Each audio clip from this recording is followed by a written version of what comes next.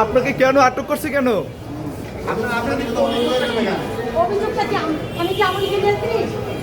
সেটা আপনি জানেন।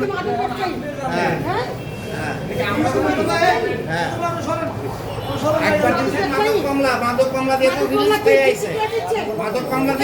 পেয়ে আইছে, এখন আবার দিচ্ছেন মার্ডার মামলা, আরো কিছু দেন, এগুলো সব হলো